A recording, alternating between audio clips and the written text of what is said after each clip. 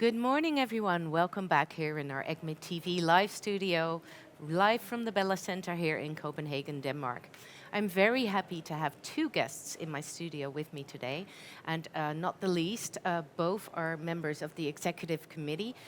On the far left, we have Professor Maurizio Sanguinetti from Rome, Italy, who is the immediate past president of ESCMID. And next to him, we have Professor Jon Friedland from St. George University of London in the UK, who acts as the Scientific Affairs Officer for ESCMID Executive Committee. A warm welcome to you both, gentlemen. I'm very happy you have the time to come and have a little chat here with us in studio. I'd like to just, have a little chat some more about your work for ESCMID Executive Committee and also about the important highlights of this year's ECCMID for you personally. Maurizio, as I just mentioned to the people at home or the people watching, you're the immediate past president, which means not disrespectfully, you're on the way out. Is that how it feels? This is the life, of course. This is the life, yeah. My term finish next year. We'll finish next year, and yes, I live during the pandemic, so this was quite strange, also quite difficult, probably also.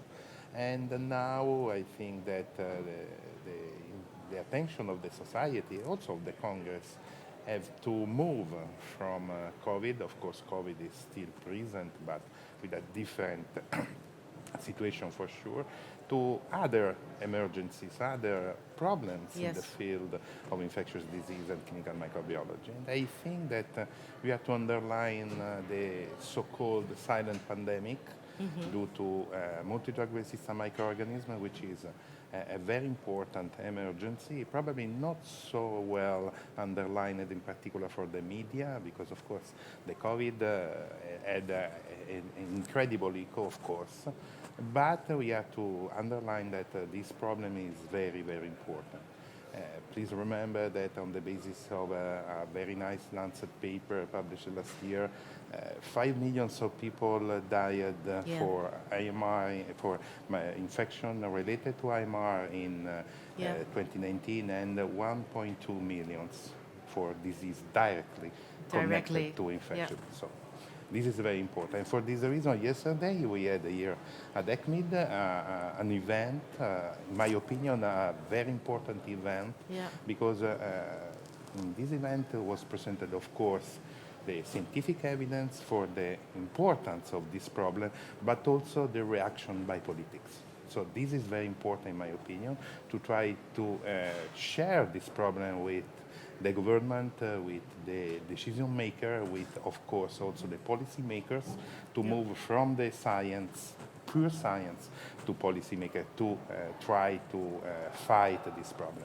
So in this ECCMID affiliated event yesterday, there were all stakeholders were present, I believe, right? Yes, so the it was very important from this point of view, because this event was organized within the WHO, of course, and there are present several important politicians, the Ministry and Deputy Director of the WHO Ministry for Malta, from Barbados, of course the Princess here from Denmark, who did a very nice talk about this problem, and of course the most important authorities of the WHO. So in my opinion, it's very important to try to merge the pure science with also with the politics, to try to put in place some real action against AMR.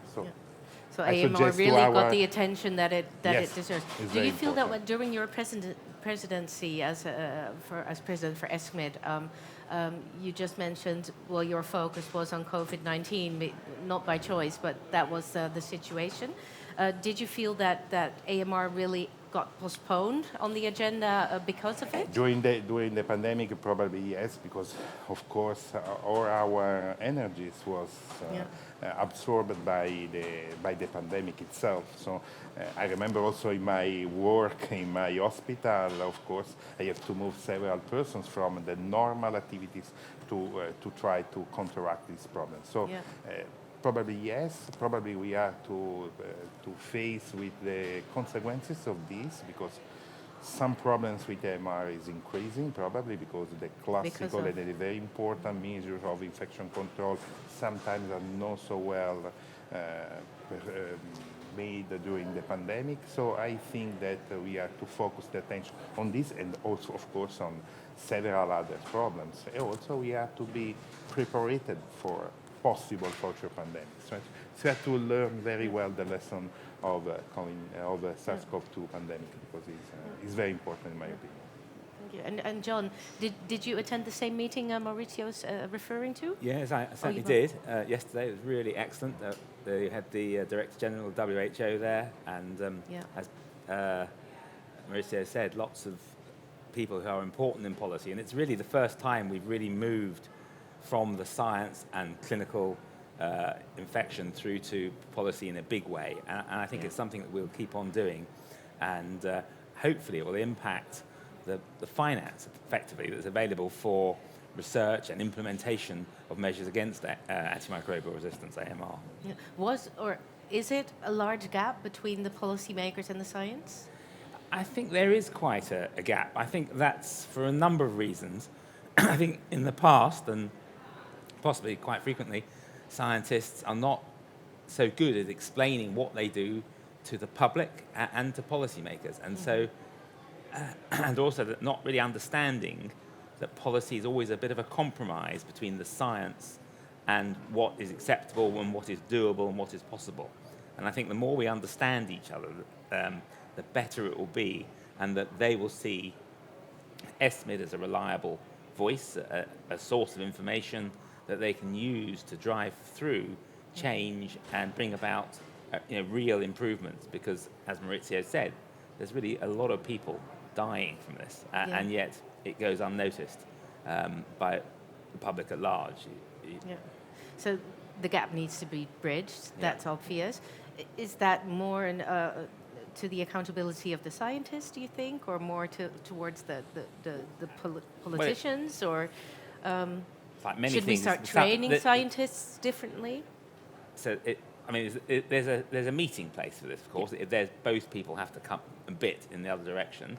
I do think there is a lot, and we do a lot more now about media training for scientists, understanding how what you should say, how to be more to the point in a language that people understand, because although we all talk the same language, it's not quite the same language, and politicians need to be able to readily understand what's the critical point, what's the main message, and actually we also have to transmit that to the mass of our patients and the people who might be our patients, because politicians that's the people who are going to affect their future lives. So if it's not interesting to the population, you're not going to get huge interest from the politicians. So we have to understand all that and act accordingly and speak clearly about these things. Yeah, and as a scientific affairs officer for ESCMID Executive Board, is this something that belongs to your field or your? Well, it's something that belongs to everything at ESCMID. So we've just launching our new strategy later on today, in fact. Okay. And the two main areas are emerging infections such as COVID, but the other big area is antimicrobial resistance, and that will permeate everything we do at ESCMID. And so it will go into all our briefs, whether that be education or science. And certainly in science it's going to be important. We've got some new grants coming through specifically designed for AMR, both for individuals and for study groups. Yeah. And what kind of time span should we be thinking that there will be concrete action plans being put in place towards fighting AMR, or is that I think there's a big meeting due up at the UN next year, which is a special meeting about AMR, and that may be the point at which there'll be national and international decisions made to finance AMR research, and that could be a critical moment in all this. There was such a meeting back in 2016, which everyone sort of got on the same page, but didn't maybe do enough or promise enough. But this time, I think there is a real opportunity. So it's not something there can be a massive delay about, because every year we delay, millions of people die. Yeah. Do you feel it's difficult for scientists to start for the first time really having to be engaged with policymakers, with financial support, with getting political support, and not just focusing on the science? I think the thing is that not everyone can do all these things. You're not going to be a really great, Nobel Prize winning scientist and be busy running around in policy. But there definitely needs to be a cadre of people in the scientific community who can go out and represent them and discuss with others what's going on and why it's important. Yeah. So we need, I suppose, advocates in different areas, and advocates for science, because in the end, it's the science that will drive and win the battle against AMR. Yeah. So Maurizio, looking forward to this year's ECCMID, we're just starting. This is day one. Are there certain lectures or that you're in specifics looking forward to or are going to attend? Yes. Beside AMR, of course, because yes. you already told that that's an important topic for you. From the beginning, I am a clinical mycologist, so I will follow. I try to follow, because as an EC member you have several commitments, but I will try at least now or using the platform in which all the presentation will be recorded. I will try to focus my attention on the track on fungi, on fungal infection, fungal diagnostics, because also fungi can be considered an emerging problem. Absolutely. Of course, the most important fungus related to this is Candida auris, for sure. And now there are some reports from US stating that this is a very big issue. Of course, not at the same level of the COVID pandemic, for sure, but is probably the only real multi-drug resistant organism in fungi, and has some problems also in the stability in the environment, because it's very stable, it's very difficult to remove from the environment this fungus. So probably I think that all the hospitals have to be focused on, for instance, the identification of this microorganism, which is not so easy. No, in particular, we need some specific approach, such as Mauditov. So this is very important. I'm trying also in Italy to push up this story, because my center is the National Reference Center for Candida auris, and we are starting some procedures and some approach for this problem.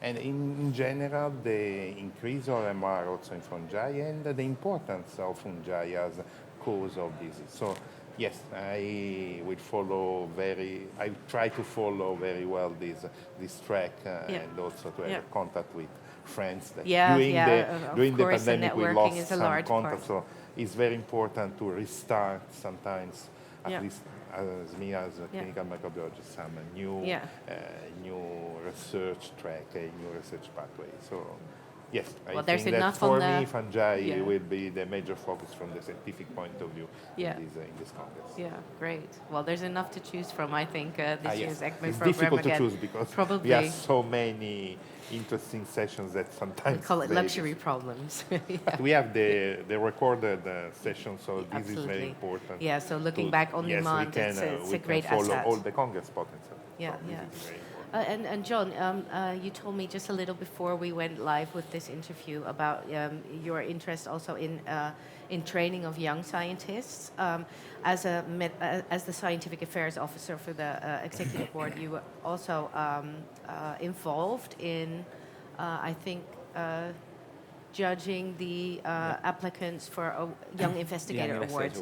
Do you care to share a little bit more about that process? Yeah, I'm really keen in getting the next generation involved in ESCMID and involved at all levels, really. So they get experience. So as a young person, you start to see all the things you could do, and you can shadow people like Maurizio and myself, and really understand the breadth of what goes on, and also, of course, to understand the importance of science. And today, in fact, we have two quite exciting topics that I'm involved in chairing, both of them. One is the Young Investigator Awards, which this year we've doubled the number of Young Investigator Awards we give, but the competition is incredibly strong, and the people who win them are really very remarkable people. We have them in infectious diseases, in microbiology, with PhDs, with MDs, and really impressive scientists. And then the other thing I'm involved in, also a little bit later on this afternoon, is a new initiative from the Trainees Association, which is called Research Bites. And this is a chance to give trainees the opportunity to have oral presentations, which they might not otherwise get at a big meeting like this. And so for many of them, I think probably all of them, it'll be their first real experience of speaking. being in a sort of environment like this. So I think that's exciting for them, and I think it's exciting for us. And if we keep talking to each other, it has lots of promise. And we've actually, we've now routinely have a Young Investigators on the Scientific Affairs Committee, subcommittee that we run. And we're thinking, we run study groups in many different areas, about 30 different areas of interest groups, of special interests. And we want young investigators to be involved in seeing how all these study groups run as well.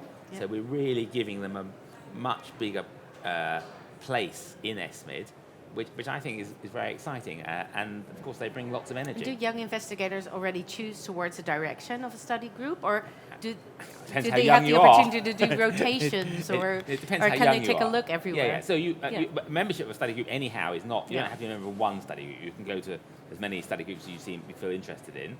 And obviously, the younger you are, the less differentiated you are. I think, unlike many other walks of life, I think you can be young and be fairly experienced. You can have 10 years experience and be young. And if you've done a PhD or something in the area, you probably are starting to delineate what it is that interests you. So I would always encourage people to look around, but the more senior you become, even while remaining young, you do start to carve out areas which particularly interest you, I think. Yeah. So if I can recap a little bit, I think ECCMID or ESCCMID in both together are really offering young scientists a platform to speed up their development and very much so. And we're really keen, and I think they're keen, and we have quite a active trainees association of ESCCMID, and they're themselves, without actually hardly any prompting, a mine of ideas and thoughts. So I think there's a nice interaction between them, and they feed ideas through to the executive committee, who pays close attention to that. And this ECCMID, there's a lot of interaction between the well-established researchers and the young investigators, young trainees, right? Through the awards sessions, the fireplace sessions, I believe they could get to interact with the keynote speakers. So that's another very nice environment. We have some really, really famous keynote speakers